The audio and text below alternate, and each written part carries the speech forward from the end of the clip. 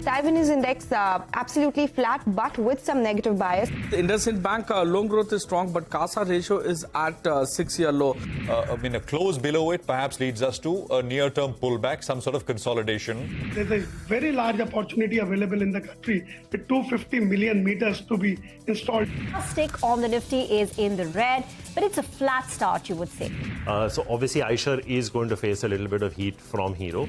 Scope for the market to expand itself is there, which will in case absorb the supply from new quality OEMs. We're very confident that this will fuel the kind of profitable growth that we are envisioning for ourselves. And Motherson has been handpicked by Honda-san for this asset. This is a very strategic asset for Honda-san. Process for demerger of hotel business has now become underway. It's been a very ranged morning. Both the sides are claiming that they have the support of the workers and MLAs. Really is the day for midcaps because that is an index which is outperforming the benchmarks with gains of 0.3%.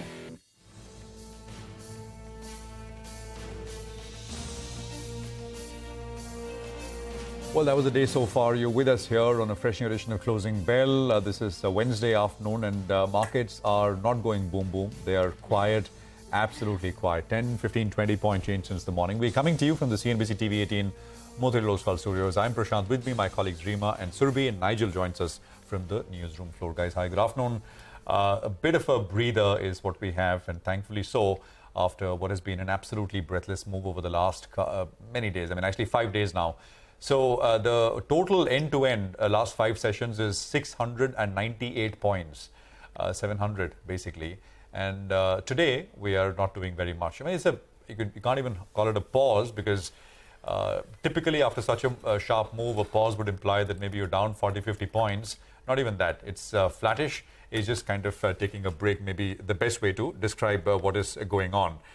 Now, you've got just in terms of the Nifty, ICICI Bank and ITC, which are doing well. Those are the two names which are pushing things up. HDFC Twins are the ones which are putting the maximum pressure. So this is what's happening index point wise. The levels I put out in the morning, I think they remain the same. Close below 19,300, which is the nearest level, which is the lowest point yesterday. Perhaps indicates some more consolidation, maybe a little more pullback. Bank Nifty, the same level as 45,000 for it on the downside. Mid caps and small caps are doing just fine. I mean, the last I checked, they were up about 0.5, 0.6 odd percent. And that's the reason why market breadth is some 3:1 in favor of advances. No problems at all as far as that is concerned. Prima. Hi, but there are some distinct themes taking place in the market. One, the PSU banking rally continues to march ahead. The Nifty PSU banking index is up 6.5% this week. That's in a span of 3 trading sessions. Secondly, FMCG stocks are firing. And not just your ITC and HUL. Colgate has come to the party. And even yesterday, Colgate was actually doing very, very smartly. And it's followed it up with another 5% up move. You seldom see Colgate moving with some strength. Third, the competition in the premium bank is having a follow-on effect. So Hero MotoCorp, Bajaj Auto are, charging ahead in top gear, but Eicher Motors continues to lose ground. Yesterday, down 6.5%. It's seen another 0.5% knock. And the other one is the weakness in the HDFC Limited and the HDFC Bank. The provisional banking update for the merged bank appears to be weaker than what analysts were anticipating. It's loan growth of only about 15% for the merged entity in the quarter gone by. Stocks is slipping, but bear in mind these stocks had seen a double-digit up move in less than about a 1 month. So pull up a 3-month chart and you would see the way HDFC Bank and HDFC Limited had taken off. Also, the flat performance in the Indian market needs to be taken into context with what we've seen across Asia and even Europe. Asian markets closed deeply in the red with cuts of more than 1% for the likes of Hang Seng. Right now, CAC, DAX and the FTSE in the European zone are down nearly 0.5%, and the Dow futures too is suggesting that it's going to be a mildly negative start. I think the last time I checked, down about 80 points on the Dow futures. Yeah, some caution in global markets. No sort of taking away from that. But what I'm looking at is the Midcap party, which has come back with a bang. I mean, we had the last 1 or 2 sessions where mid-caps were a little subdued. But today, right from the start of the day, the mid-cap index has been outperforming the Nifty. And there's a lot of action on individual stocks when you're looking at select names. I'll just name 1 or 2, I mean, just to give a sense and a flavor. Of course, Genus Power is something that's moving on news with this tie-up that they've done with GIC on the smart metering side. 17-18% up after a roaring run yesterday. So that's solid gains in the last 2 days. Samvardhana is moving on news because of the acquisition they've done with the Honda subsidiary. Then you have a clutch of the banks which are reacting to, banks/financials, which are reacting to the Q1 updates. And the one that's reacting the best in terms of the upside is actually RBL Bank, because RBL Bank had a pretty decent quarter-on-quarter growth in the loan book. Loans grew, I think, 4% if I remember correctly. Deposits were not that hot, but RBL is reacting very well. Paytm's first quarter update has been well received by the market. That stock's up about 2% as well. Now, these were just the newsmakers. If I go beyond news, and then you have momentum out there. Look at a stock like MRPL, 12%, BHEL, 6% on BHEL, by the way. Some more names, Mastech, RCF, Karur Vysya Bank. Quite a few names on the upside on the mid-cap screen today. So traders/investors, they're very, very busy. Don't let the Nifty fool you. There's a lot of stock picking and individual stock action that is going on out there. But Nigel, for the Nifty, I think it's almost as if Nifty traders have taken that 4th of July holiday as well. Well, that's right. Par for the course, right, Surbhi?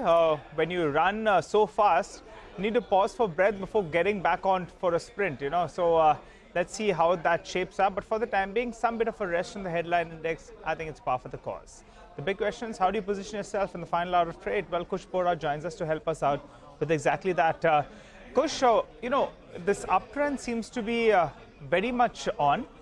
When do you think this trend changes? I mean, on the downside, where is the first support level? And what is the fresh call you're making on the index from here on?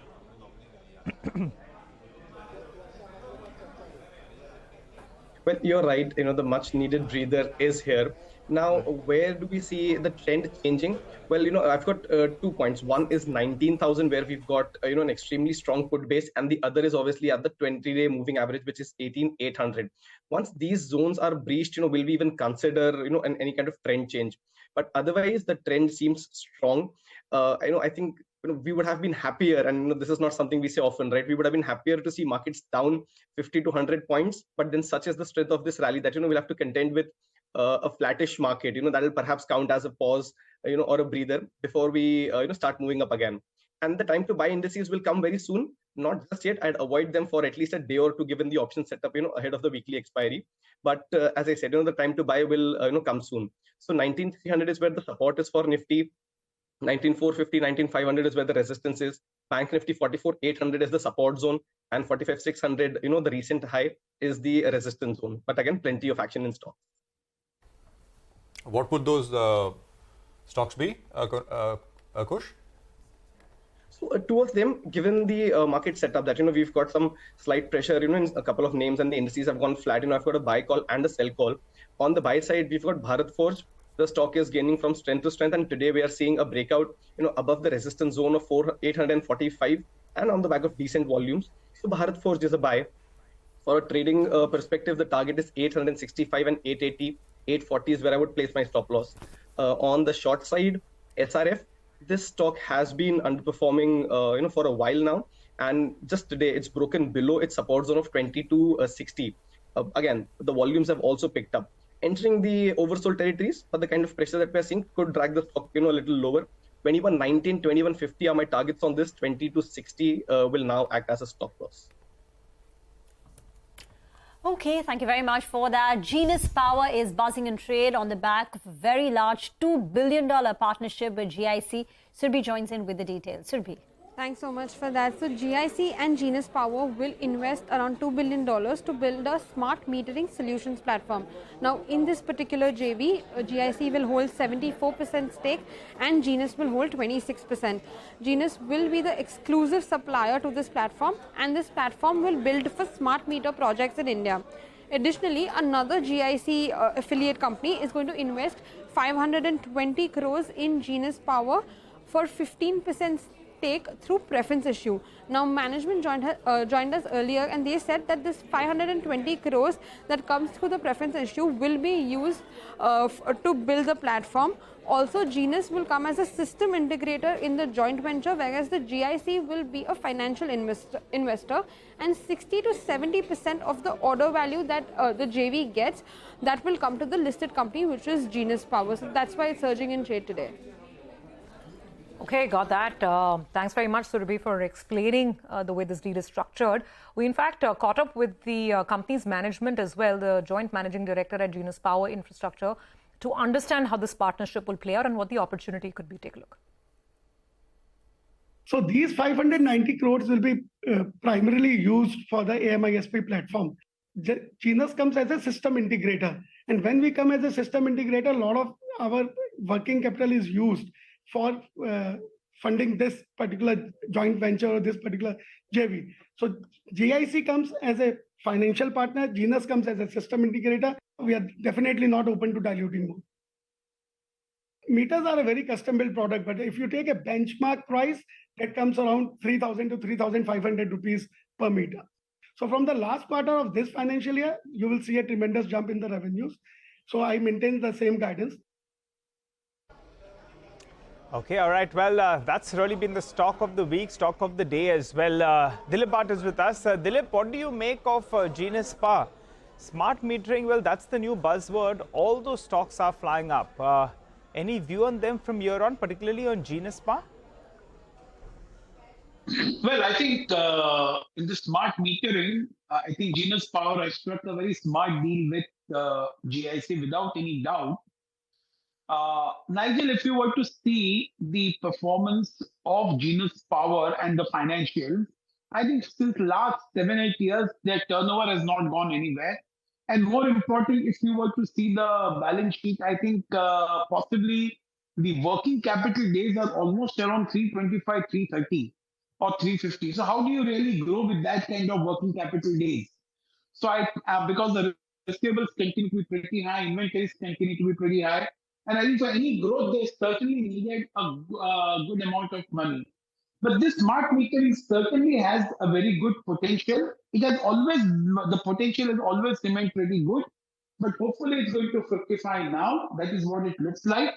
But without any doubt, I think this kind of money infusion into Genus Power, apart from the joint venture of almost about 500 crores, should come as a good support to them.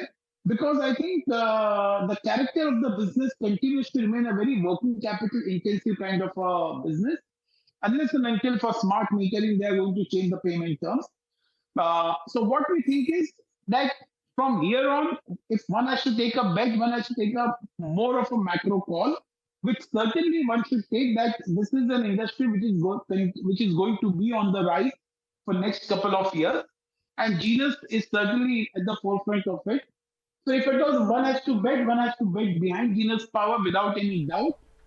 But looking at the fundamentals, I would not be too much in a hurry to buy some of these stocks at the moment, and certainly not Genus Power. I will wait for some more time to come on a longer term basis, 2 to 3 years here. Because as what I just mentioned, that the working Dilip got that. Got that. No, absolutely. Point taken. You like the sector. The scale is there. The roadmap is there, but maybe not buy it 18% higher. Wait for a bit of a dip. Apologies for that. Rajiv Bajaj is speaking at that launch of the Bajaj-Triumph bike. So we just want to hear it from him. The Triumph business. But I think what's really important to look at as well is from a consumer point of view. The fact that this is going to be bringing in younger people into the Triumph brand, and we need to keep them and build them up through the Triumph brand over the years to come. And it's great when you see these two bikes sat next to their brothers and sisters in terms of the Scrambler 900 and 1200 and the Speed 900 and 1200 also. They fit absolutely seamlessly into the product lineup from a perspective of quality, fit, finish, the performance, everything. So yeah, the volume's obviously important, but also look into the longer term. What these bikes can do is really open the Triumph brand up to a new segment that we haven't been appealing to, or we've been just a bit too out of touch in terms of the pricing for them to be able to join the Triumph family. All right, thank you. And I'm sure on behalf of the press, I can say, Rajiv, thank you that the cold hasn't dulled your press conference form. So on that note, I will share with you my second secret. Happily. This Paul wanted us to take all of you to London for the launch. But Rakesh refused, saying, "Aise Marwadi company mein aisa nahi hota hai." So that's the second secret of the day. But thank you for coming to Akurdi. Happy to be here. Congrats again. We will take last few questions. We'll just take last two questions. Go ahead. Yeah, this is Geeta here. Mr. Bajaj, would you consider equity investment either in Triumph or Triumph Invest, graduate beyond this commercial agreement that you have and go to the next level? So Geeta, I can only remind you that our partnership with Kawasaki is now almost 40 years old. It started in around 1983. And we never had equity in each other, neither Bajaj in Kawasaki nor Kawasaki in Bajaj. And today, of course, the only thing we do together is work together in the Philippines, where Kawasaki distributes Bajaj motorcycles. And we do very well. We are together the leader of the market over there. So I guess what I'm trying to say to you is that, as long as two companies are well aligned in terms of their objectives in the marketplace, then everything else is secondary to that. So at this moment, this is not something that we discuss. We are very happy to be brought together by our respective strengths, by the value that we add to each other. And that is how we have started this journey together. So how much have you invested so far for the production and... So this is a very difficult... So the short answer is that I don't have an answer for you because, as I said, our plants are common and our supply chain is also common. Indeed, most of our dealers here who have come here because they are going to be Triumph dealers are already dealers of Bajaj or Bajaj and KTM or KTM, etc. So when you have common facilities and common investments to a large degree, it is very difficult to say how many crores is for what and how many crores is for what. Thank you. Hi Rajiv, Rishad here from Autocar. Congratulations, bikes look lovely and they show us that your levels of engineering and manufacturing are constantly going up. So my question there is two questions. One, do we see a Bajaj product leveraging this platform? And two, the next logical step would be a twin-cylinder engine. So would that... The second question again? The next logical step probably is a twin-cylinder engine from Bajaj. So is that something that comes from you first or one of your partners? So the answer to the first question is that, there is a misconception that, for example, the KTM and the Pulsar have the same engine or something like this. So you are experienced enough, that is not the case. So we don't think consumers want the same bike with different names on it. We think consumers want different bikes when they wear different names. That is the basis of all credibility, authenticity, differentiation and brand position. So the short answer is that what we have developed here is for Triumph, with Triumph, and we are not about to use the same powertrain or chassis and build a Bajaj motorcycle on it. For sure, between our different products, why between different motorcycles? Between a Chetak electric and an electric three-wheeler, you may see some common parts, you may see many similar parts, but that doesn't mean that they are built off the same thing or they are the same product that's just badged differently. So I know some companies do it like that, but I think consumers see through that very quickly. You guys see through it very quickly and write about it, so it doesn't help to try to be clever like that. So no, this is genuinely Triumph, and this is uniquely Triumph, and this is solely Triumph. As far as the twin cylinder, I think Nick is in a better position because quite frankly, brands like KTM and Triumph, you are correct to suggest, would be at the forefront of multi-cylinder products. So as Bajaj, I can tell you we have no such plans at this moment. But if Nick wishes, he can share. Yeah, so at the moment, there's no plans to do anything other than working on this platform that's already we're launching today. So we'll be based around this. Hi, this is Alicia from Mint. Question for you, Mr. Bajaj. You said the money in motorcycles is really in this segment in the market. But it isn't as if there haven't been attempts in the past to launch products and take on RE. But they have been somewhat unsuccessful to really dislodge it from the position. Okay, well, we are awaiting the price, aren't we? That bike, and I think they saved the most keenly awaited for the last. So we'll cut back to that conversation. Very interesting chat there. Those are the three stocks, right? I mean, the competition in the premium segment of bikes going up. Hero is up very sharply, 4%, and this comes on the back of yesterday's 3.5% move on Hero. They, of course, have Harley as their partner, and they've launched their bike. Bajaj is up 3%. You saw the bikes, which looks great. Pricing, of course, maybe a little. We're waiting. And Eicher, after yesterday's 6% cut, is largely flat. All right, more on autos and bikes. We'll come back to that when we have the pricing there. But Dixon is the other stock, right, which is under pressure on the back of a downgrade coming in from Jefferies. Stock was down almost 5% at 1 point, picked up a little bit from the lows. Surabhi is here with the details. Surabhi. Hi, thanks for that. So Jefferies has downgraded Dixon to hold from a buy, and they say that now the risk reward appears stretched. Now in the last 2 months, Dixon has rallied close to above 50%, and it now trades at an FY24 PE of 59 times, which is still 30% higher than its historical averages. They further say that 75% of Dixon sales mix is from the OEM business, which has lower operating margins, which is in the range of 3 to 4%. And the EMS order book is influenced by the sales budgeting of the consumer companies. Now, the current weak demand poses a downside risk to the high order book as well. They trim the EPS estimates by 2 to 4% and estimate a 47% EPS compounded growth over the next 3 financial years. Okay, thank you very much for that. We should indeed pull up that 3-month chart of Dixon Tech to see the kind of rally that we've seen. Pull up a 6-month chart and you would see the kind of rally that we've seen in the last 2 or 3 months. There you have it. Phenomenal. More than 50% seen. Slip into a very short break. On the other side, we'll come back. We'll also be joined by Srinivas Rao. Stay tuned.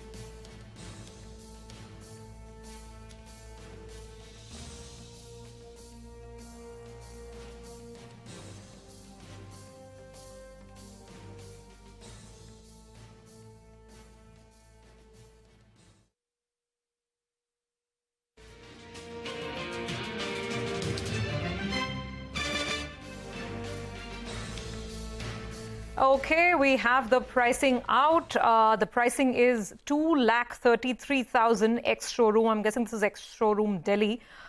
This is for the new Triumph bike that was launched. Remember, the pricing that Hero's come out with is 2.29 lakhs. So this is extremely competitive, neck-to-neck fight in the premium bike category with these two big launches this week.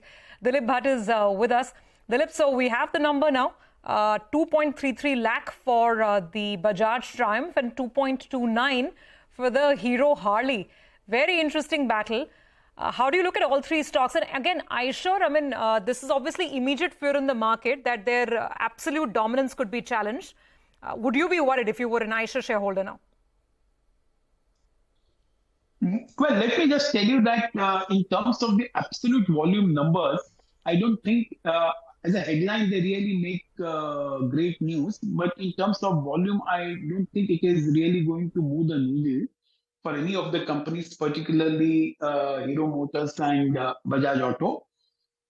So I think, of course, both are very premium segments where they are going to compete, yes. But I think as far as Hero Motor is concerned, it certainly has a much better name in terms of Harley Davidson.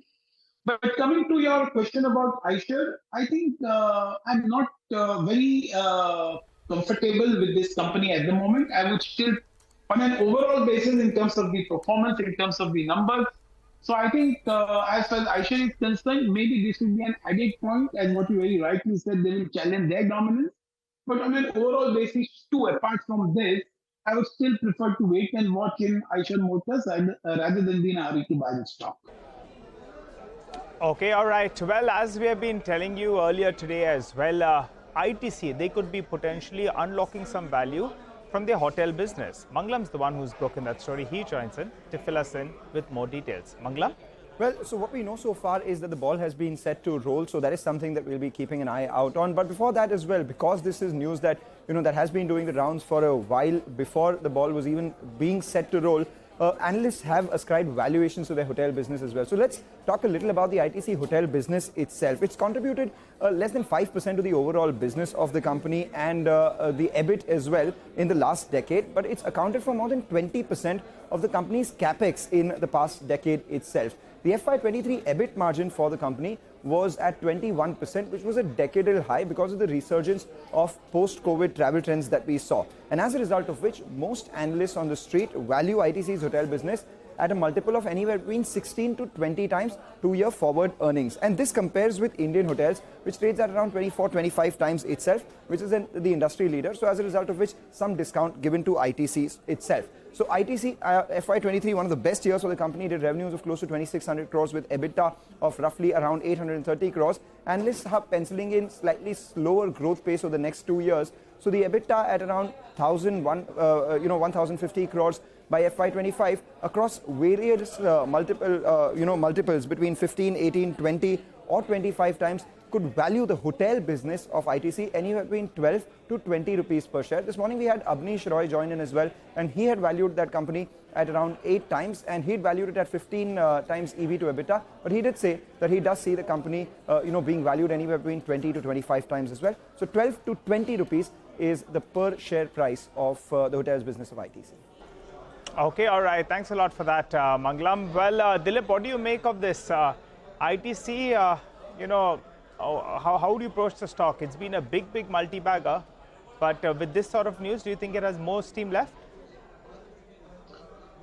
Nigel, I think if one were to compare ITC with the peers on a similar business, of course, cigarette is a very unique business for them, which is a real cash cow for them. But otherwise, ITC, if one on a relative basis, still there is significant scope for it to go on the higher side, considering that it has to do the catching up game as far as the P is concerned, further catching up in P, because their ROE, ROC, and even the free cash continues to be excellent without any doubt. Now, coming to this hotel business, I think, of course, the analysts always, while valuing ITC, the sum of part business, they have taken the valuation for ITC hotels, but not to forget that ITC hotel has been able to do so well. They've been able to add hotels because hotels is always a very capital intensive business and a low ROC business for a few years. So I think that needs to be understood, that how will they fund their capex in times to come, or are they going to change the strategy in terms of acquisition and then managing the franchises? So I think some of these questions still needs to be understood. But yes, on an overall basis, ITC still continues to look pretty good. and one should certainly hold on to the stock. Got it. Dilip, pleasure speaking with you. Thank you very much for your time, and thanks indeed. By the way, it flashes at the bottom of the screen the 2.23 lakh offer for Bajaj-Triumph Speed 400. That is the introductory price that you're seeing for the first 10,000 customers, for the first 10,000 bikes, basically. So that's the introductory offer. You know, when the 2.23 is much lower than what the street was expecting. I mean, you know, we were hearing numbers of above, you know, some were saying above 3 lakhs, right? So this is very close to the offer, the pricing for Harley.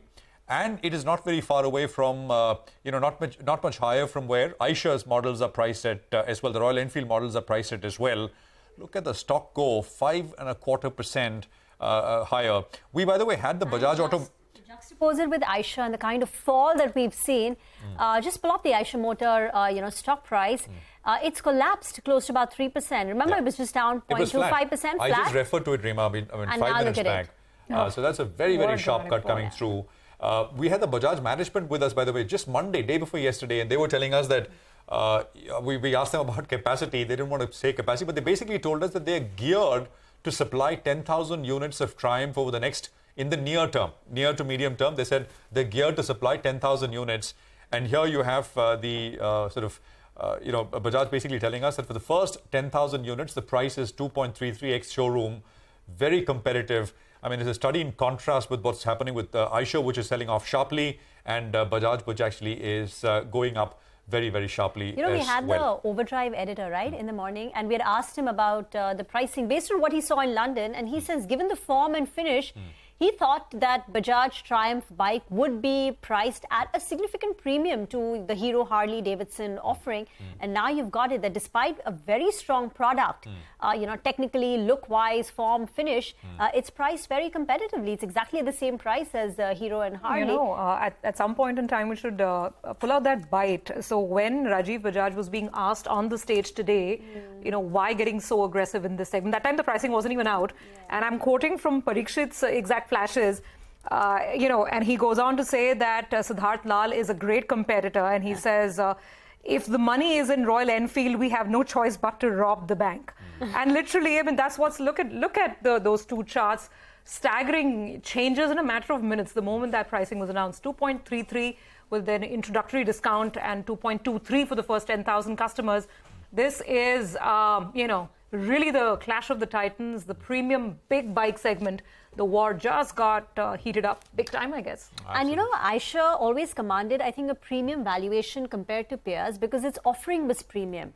Hero, for instance, was always known for its mass market, the splendor, you're catering to the mass market, and the valuations used to be lower. But now if Bajaj and Hero MotoCorp can command a higher market share of, can command even a market share of the premium motorcycle, is there a case for valuation re-rating to take place for both Bajaj and Hero? While we're not pulling up Hero MotoCorp, I think we should just pull up the Hero MotoCorp stock price. It's still going very strong. And yesterday it was up, I think, 2 to 3%, but the up move today is much stronger than what we've had even yesterday. You know, and I think there is a case for valuation re-rating that people are going to ask for that. It's incredible, right? Everything it's all about everything premium, premiumization.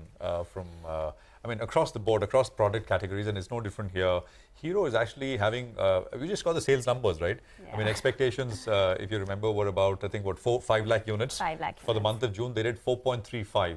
And Bajaj, and Hero is as sort of, you know, focused on the rural segment, and that's, according to many, has been the problem as well for it. But the rural and the lower price product category is hurting.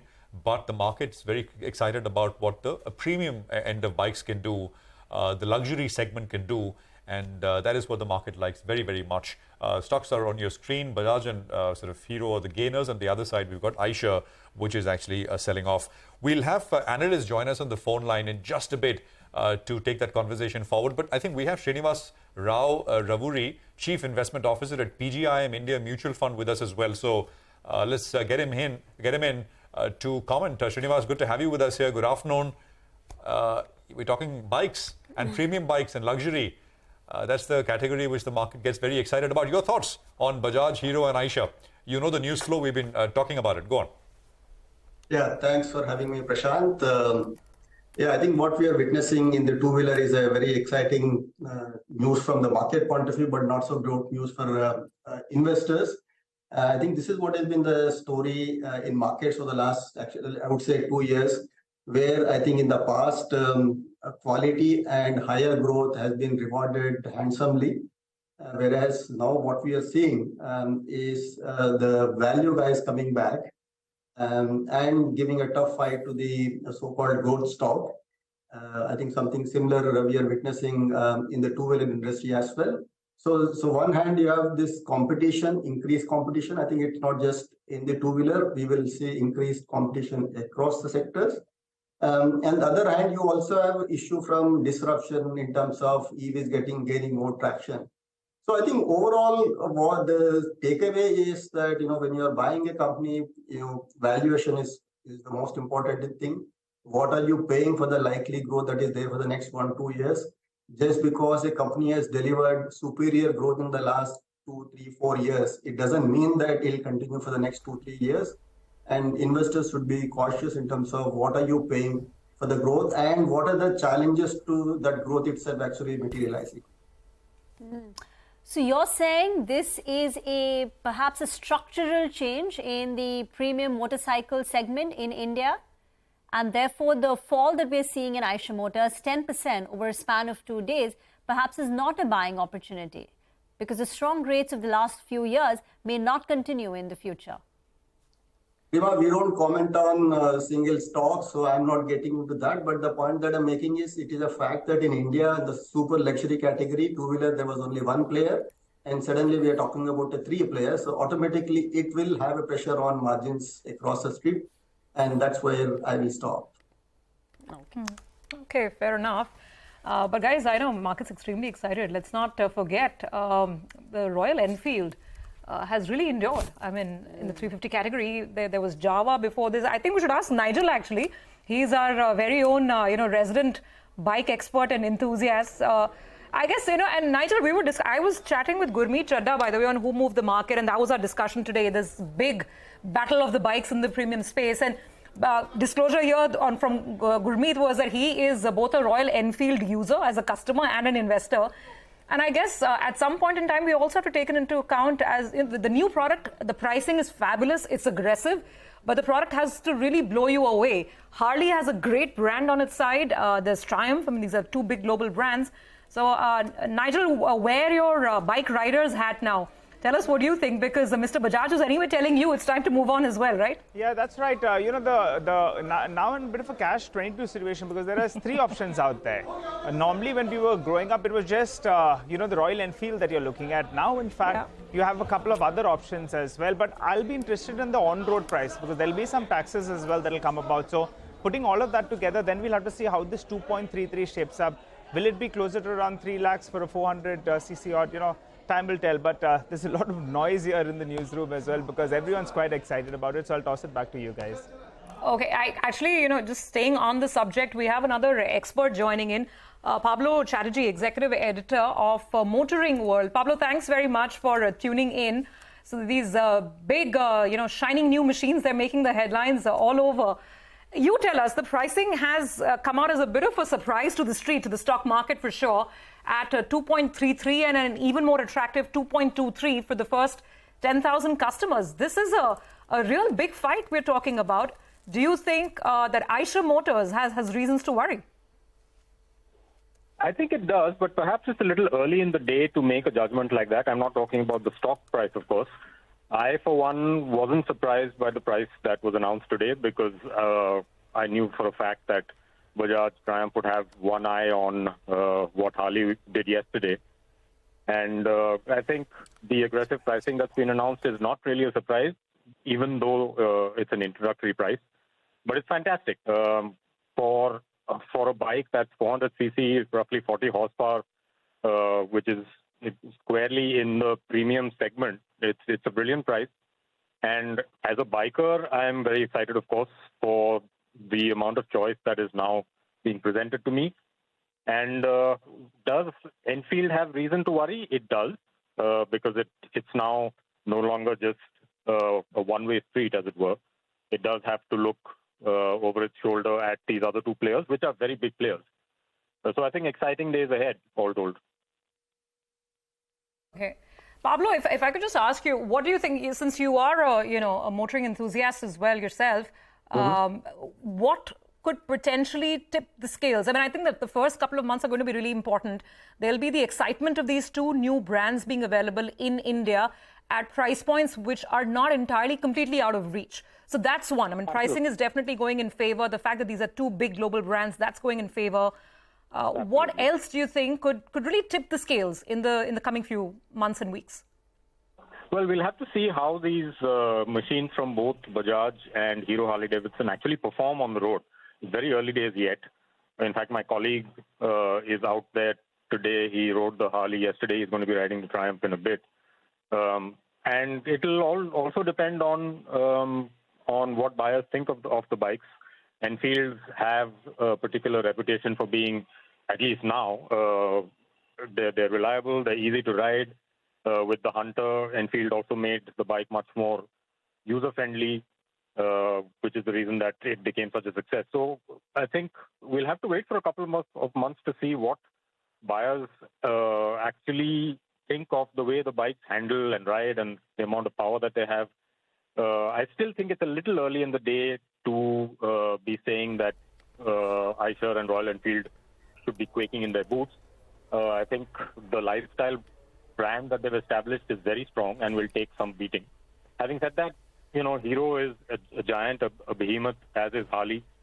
It's interesting that Harley has decided to go down this path because globally their focus has shifted very definitively back to bigger bikes, wealthier customers, more powerful machines in Europe and America. So the X440 is really the polar opposite of that. I find that interesting. And Bajaj Triumph, well, the partnership made sense. I'm excited to go out and ride the two bikes. And I think we'll need to wait a little bit before making any definitive judgment. But exciting times. Okay. Pablo, we'll leave it at that. Thank you very much for joining in. So time will tell whether Hero and Bajaj can make a dent to Royal Enfield's dominance on the ground in the premium two-wheelers. But we still have Srinivas Rao with us. Srinivas, that's one story, right? The battle which is taking place in the biking space. What have you made of the quarterly updates from the financial? We've got a slew of them through the course of the day. What are the key trends they're telling you? The key thing is the credit growth remains fairly strong. Deposit growth is slightly softer, but still, I think, very healthy numbers. Even if you look at the first quarter numbers, we still to get the update from the research firm, but whatever early signs that we are seeing, the overall first quarter earnings are going to be fairly decent, led by financials. So I think not just for the quarter, even for the year, we will see financials driving overall earnings growth for the market. By the way, Maruti's crossed 10,000 mark for the first time today. It's right now at 9,981, but the all-time high, the intraday high on Maruti's stock price was 10,005. So that's also zoomed away. It's clearly a day for auto today. Maruti revealed their most premium car offering right now. It's a hybrid SUV.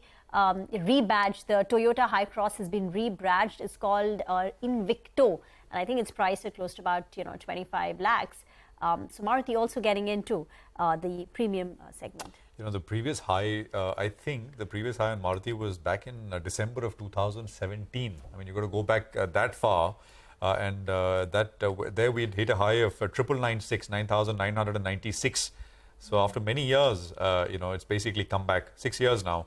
It's come back to all-time high levels and hitting that, crossing that 10,000 level, and just about 25 rupees under it as we speak right now. Last 6 years, also the stock was under pressure because it missed that entire SUV bust, right? Yeah. Yeah. So that's the reason why the stock came off. I told you premium is the... and I think Pablo was saying, right? I mean, Harley bikes. Yeah. You said the Maruti car cost was... 25. It's most premium just car. Under 25. Starts at just under 25, goes all the way up to about 28.5. Some of the Harley bikes cost that much. I mean, overseas, of course, as Pablo was telling us, right? So it's interesting what they're doing here. But, I mean, that's the premium end in the bike category. which they want to focus on. And of course, Maruti getting some attention and love as well. Srinivas, thank you very much for joining us. Great speaking with you. Appreciate your time here on CNBC TV18.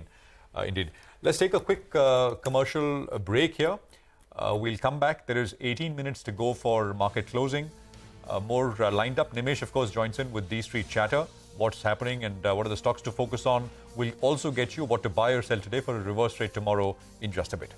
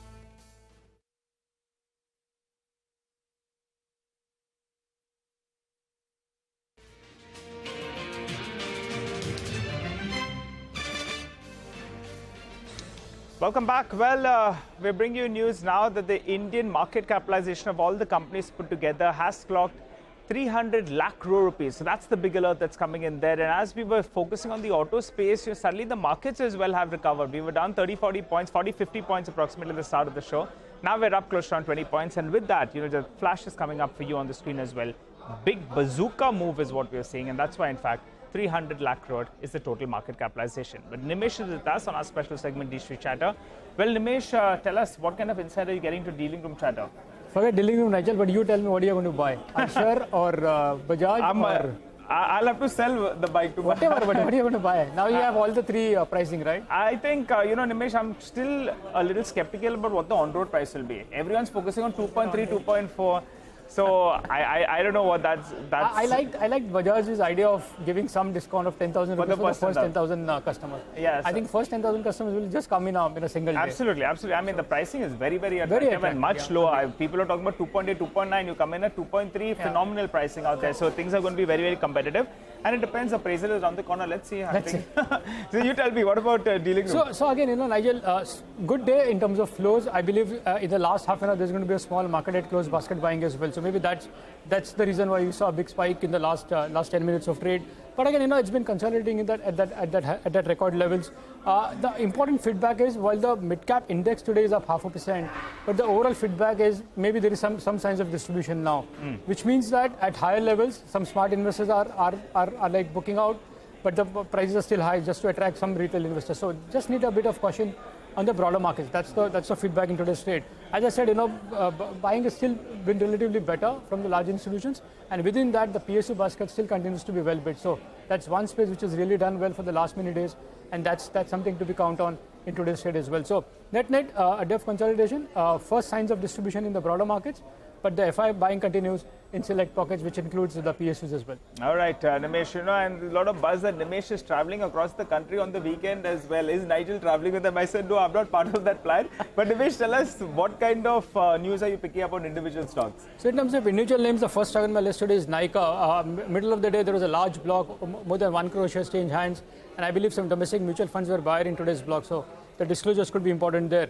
The second stock is Varun Beverages. This is one stock which has been really lapped up by a lot of larger investors. Again, in today's trade, the sense is there is aggressive buying in from at a leading FI. So the delivery volumes are going to be quite high in Varun Beverages today.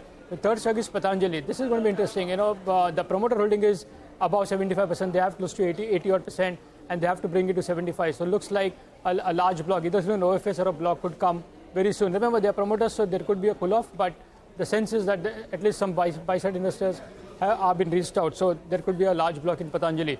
And the last stock is Excite. For the last many days, this is one stock which is quietly moving up, outperforming the entire battery basket, so to speak.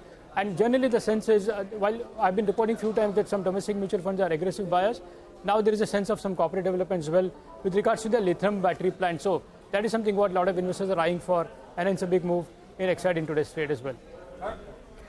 Thank you very much for that. Let's get to Kush Bora for a few BTST calls. Kush, what do you have for us? A couple of them. The first one is Bank of Baroda. Again, the stock has finally broken out of its resistance zone of 200, which it had attempted, in December as well. And even after that, the momentum is, quite strong on this one.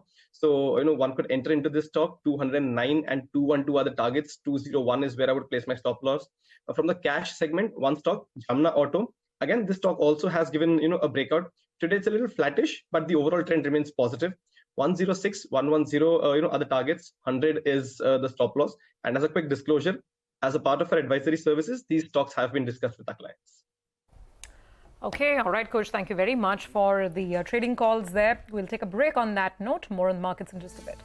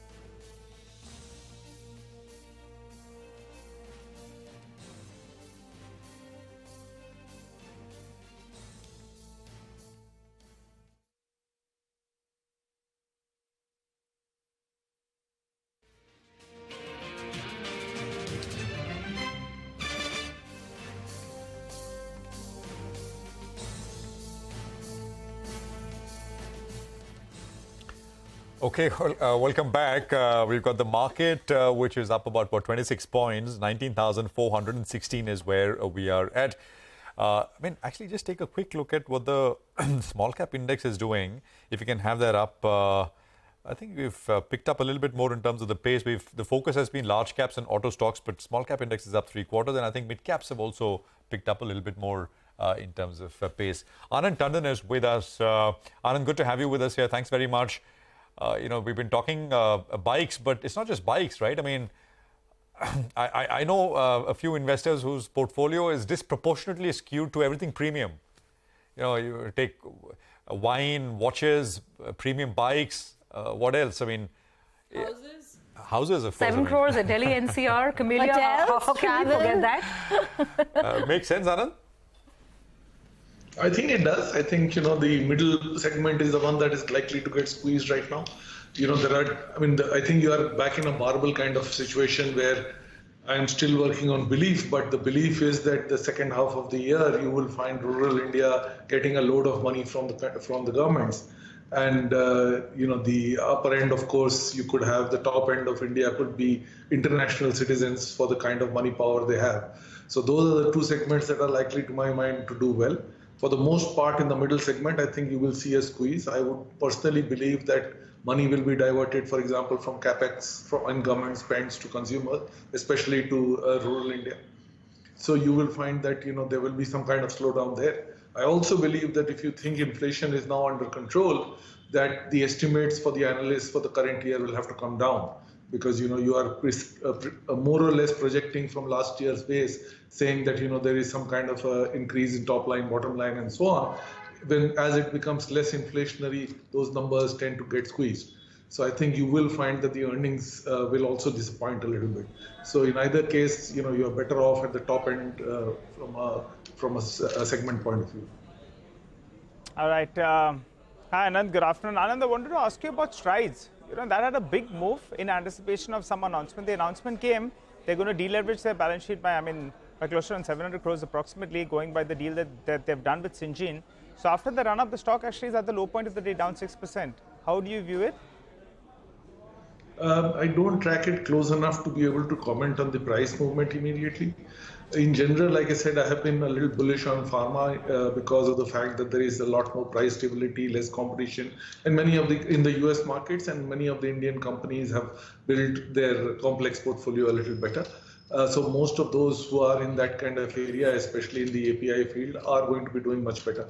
But I don't think you will find a runaway move in any of these. They have already gone up somewhat. And from here on, I think overall, my view on the market itself has turned a little bit cautious. So I would argue that this is now perhaps time not to be making fresh new bets, especially on companies where you get sudden sharp prices at the moment. Anand, you also said that perhaps capital goods and infrastructure, the government spending on capex may come down just till the election plays out, and money will be diverted more towards consumer welfare schemes. In that context, do you think it's time to book profits on these capital goods manufacturing companies which have done well?